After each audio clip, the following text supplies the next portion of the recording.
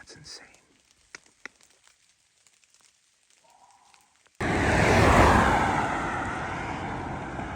What's going on, YouTube?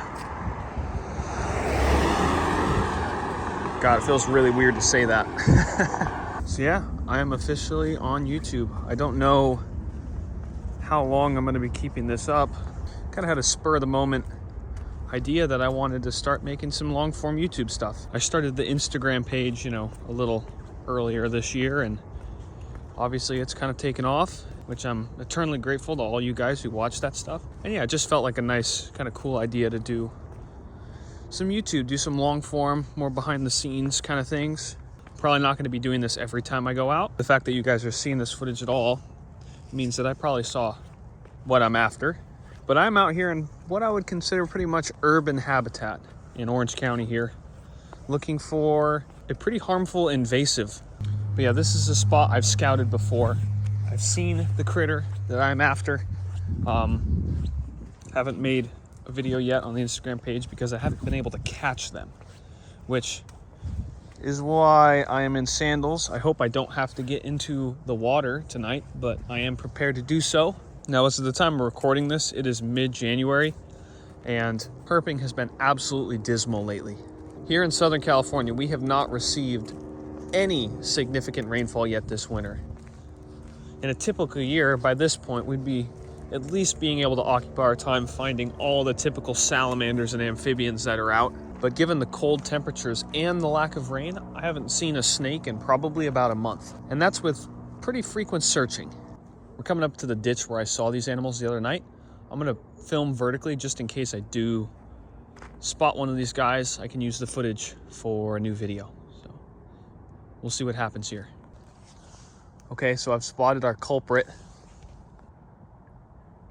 That is the African clawed frog. I don't know if I'm gonna be able to catch him because he's kind of in the middle of the water. A lot of the times they will bury themselves, and you can see where they bury themselves and scoop them out. But yeah, I'm gonna slowly approach, see if we can get this guy in hand. Oh, yep, and he just buried himself. Okay, so now the question is whether I want to wade into all that muck to try and catch him. Okay, so as I assumed, he just buried himself. Oh, there's another one though. Wow, that's good views. It's a nice look. I'm gonna have to get wet.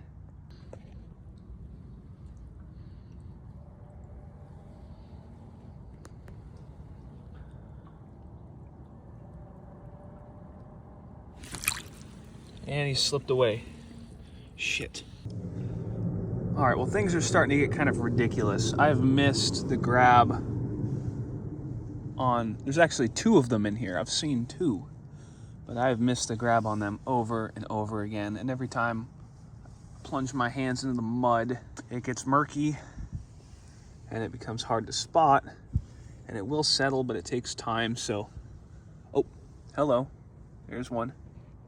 Look at the size of that frog. That thing is monstrous. Okay, we're gonna try again here. I got one.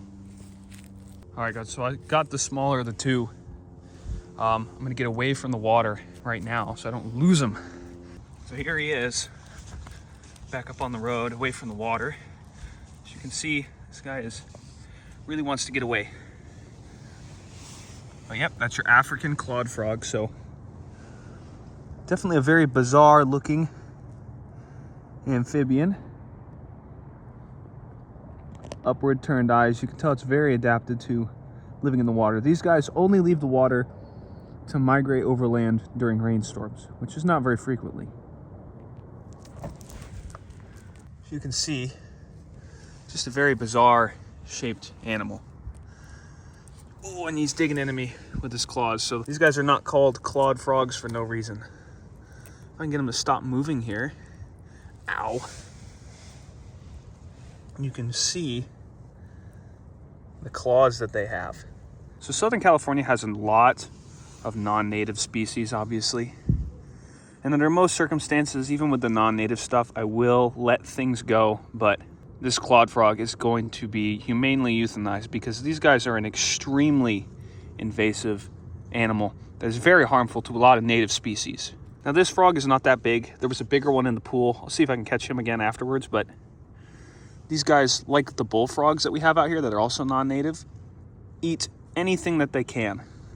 And that is part of the reason why they are so detrimental to our native species, but it's also because of something called chytrid fungus or chytrid fungus. These frogs harbor an extremely dangerous fungus that they, as well as the native species from their home range, are adapted to living with, but our native species are not. And this chytrid fungus has been harmful to the point where it's completely extirpated native species in certain parts of its range. For example, the yellow-legged frogs that live, or that used to live, in San Luis Obispo County are gone, and part of this reason is for this chytrid fungus.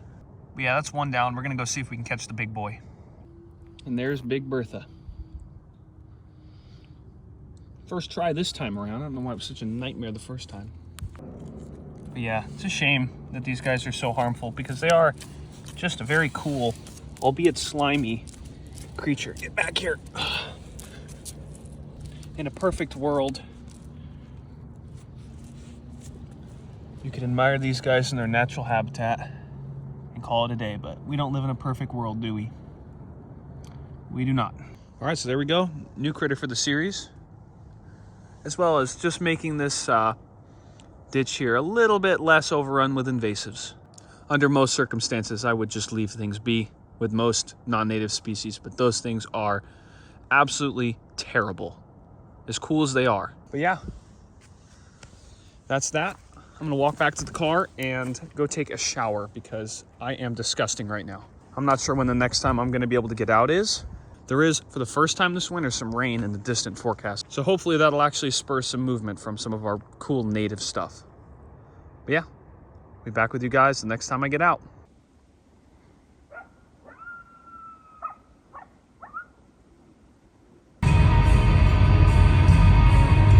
All right, back out here, trying to get our first snake of the year. Gone out a couple times lately and haven't been seeing much of anything, but we're out here hiking today in Riverside, near some water, some wetland kind of habitat. The weather's nice now, but that should take a turn here pretty fast. It's supposed to get kind of cold and it's supposed to start raining even this afternoon. As a matter of fact, you can kind of see some cumulus clouds from the beginning of the storm coming in, as well as looking back at the mountains. There's some big lenticulars forming over the ridges over there from the pressure. So, trying to get our first snake of the year. Probably go look for salamanders this afternoon. And yeah, we'll see if we can spot anything.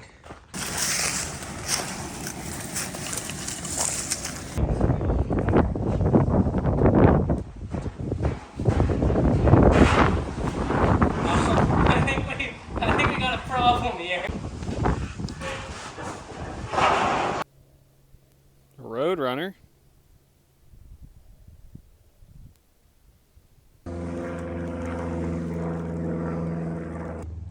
Well, it ain't the target, but I mean, it's something. Algaria multicarinata. This little southern alligator lizard.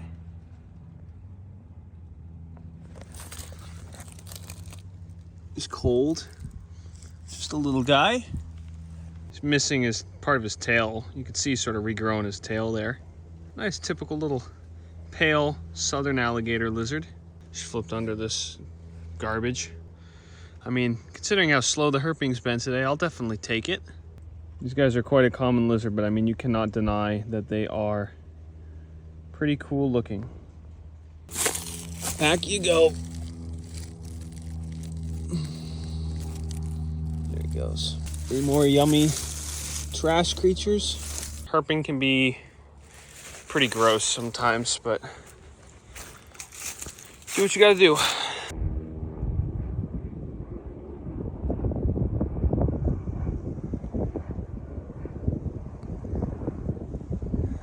Man, what a brutal day of herping. I think the unfortunate reality is that you can try as hard as you want, but with so little moisture, finding anything is going to be a nightmare. I'm just thankful that these clouds here should, in the next few hours, start dropping some rain on us here. Hopefully start to alleviate this problem. Fingers crossed the herping will start to get a little bit easier. It's getting stormy.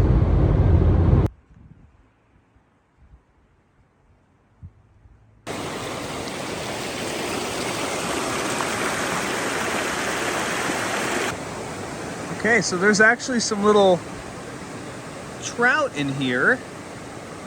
Little fry. Yeah, you can see them right there. That's pretty cool.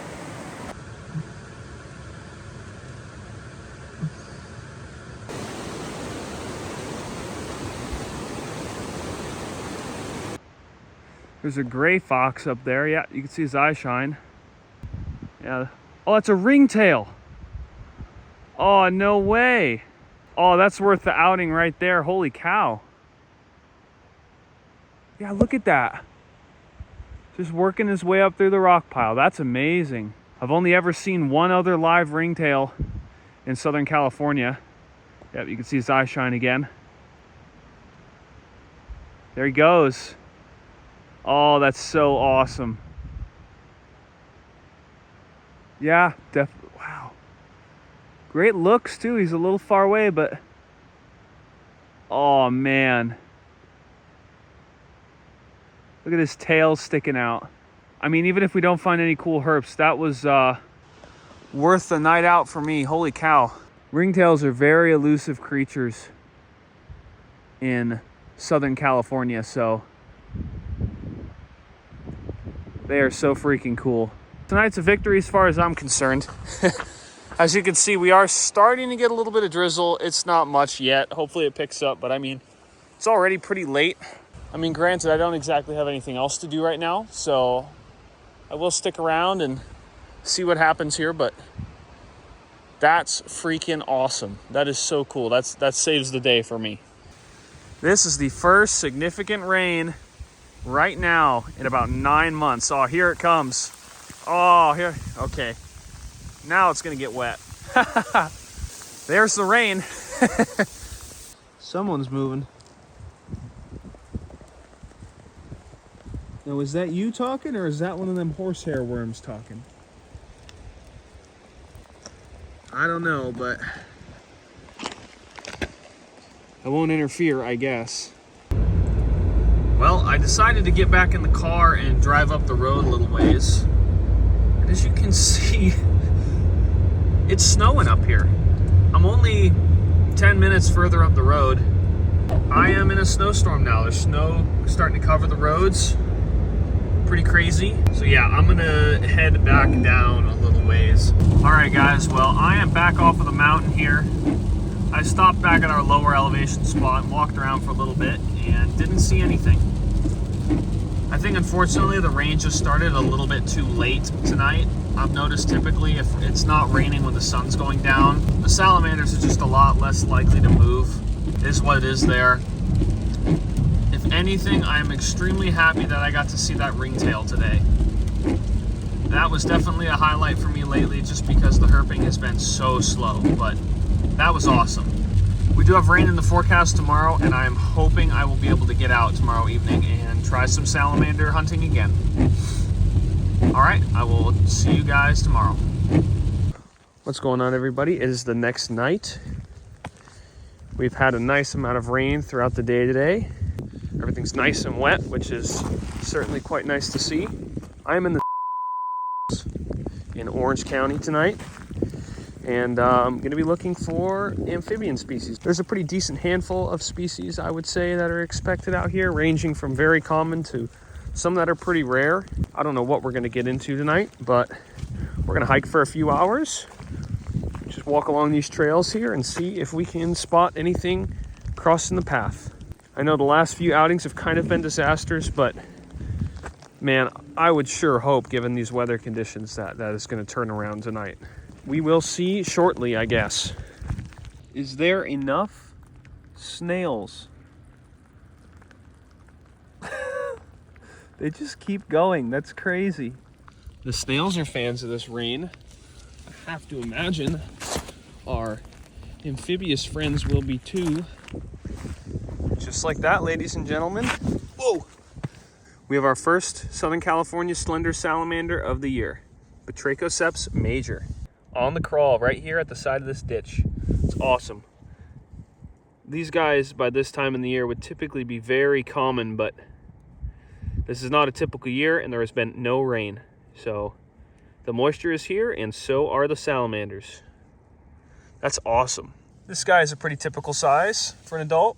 They are, I believe, the largest of the slender salamander species. Either these guys or the Borrego slender salamander. One of the two, but yeah, awesome. We're just gonna leave this guy right where he is. Very stoked to see this guy. Sweet. We're doing something right here, folks. We're finally finding herps. Oh man. There we go. Look at that. Thing is absolutely gorgeous. Yeah, really nice, high contrast, large adult western toad. Common species, but still very nice and a very, very pretty individual, so I'll definitely take it. Amphibians are definitely moving, which is great. How's that? Toad walk. Yeah. All right, we will let this guy continue off into the night. And right after the first, we have western toad number 2. Couldn't be more different from the other one. This guy's more in the dark end of the spectrum, a little bit smaller. But yeah, that's good. Stuff is moving. Okay, this is actually pretty cool. So this is the Pacific chorus frog. Very common species, but what is not so common about this is that we are miles away from any stream or pond. We are purely in chaparral hill habitat. Now these frogs are quite easy to find near water, but you do not see them far away from water very often. They do persist in small numbers.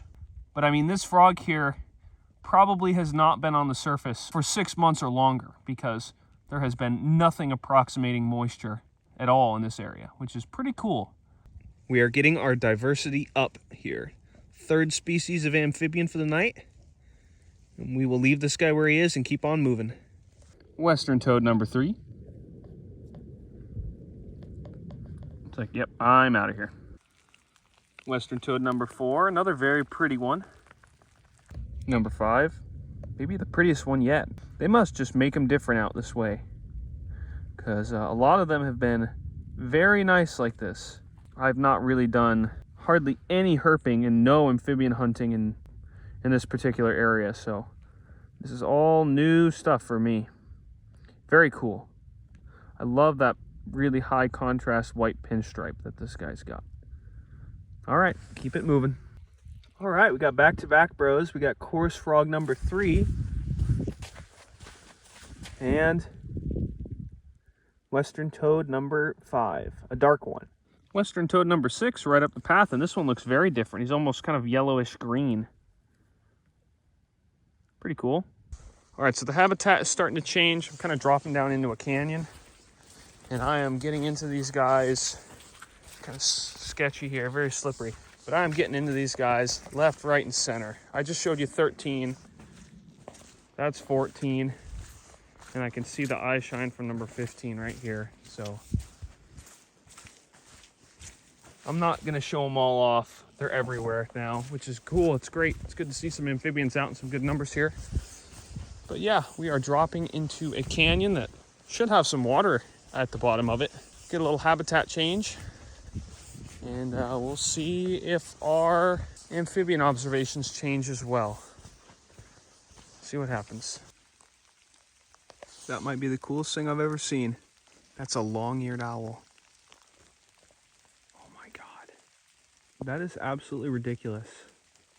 Long-eared owls are extremely rare species in Southern California. And I am standing right next to one.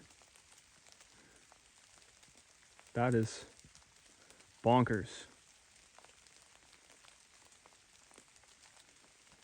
I have never, oh my God. I'm 6 feet away from this thing. And he doesn't give a shit. That's amazing.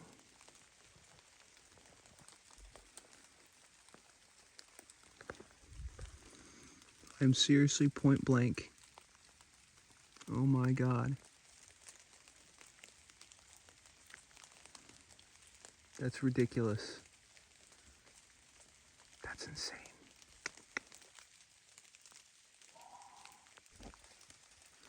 I mean, you cannot make this up. I have never seen a long-eared owl in this part of the state. They're quite rare. I'm 2 feet away from this bird.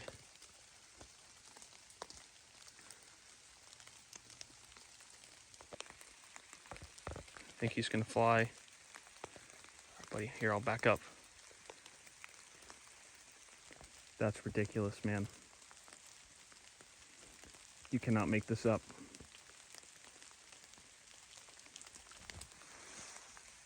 There he goes, just back right over there. All right, man, we will leave you to it. That's ridiculous. Jesus. Oh man, just a minute up the trail from the owl. That is my target. Oh, let's go. Western spadefoot, Spea hammondii. Oh man, am I excited to see you. That's a new one for the series. It's funny looking at this thing from the top. Its head just looks almost oversized. So if I get down low here, oh, I might have to flip around and get a better look, but if I get down low here, yeah, there you go, that's nice. You can see the spades. So these guys are called spadefoot toads because of those little spades that they have on the back of their foot that they use to help them dig. These guys are very good at digging, and they spend most of their time underground, only coming up to the surface during these rainy periods. But yeah, I'm pretty happy with this observation. That was really the main thing I was looking for out here. So we are going to keep moving and see if we can find any more. I am so hyped. This night is freaking becoming amazing. And there's another spadefoot like 30 feet up the path. I have a feeling there's going to be a lot of them. Oh, this is so cool. Spadefoot number 3. So they are just everywhere down here. Well, I'm glad to see that that's the case. See another frog, I think. Let's see if he's a spadefoot. He is a little tiny spadefoot. Aw. Look how cute he is. Look how big those eyes are. Awesome. It's the spadefoot apocalypse. I can see a western toad way down there too. Look at him. Look at that smug asshole. All right, you guys. Well, tonight is turning into an absolutely ridiculous night. The amount and diversity of creatures out here with the first significant rainstorm of the year is off the charts. I'm gonna start working my way back to the car, doing the loop here on this trail. Still got probably a good 2 or 3 more miles. So we will be working our way back, but we still have plenty of time to pick up some more herps. I haven't been showing all of the frogs I've been seeing now just because there have been so many. But if I see anything unique, I will let you guys know.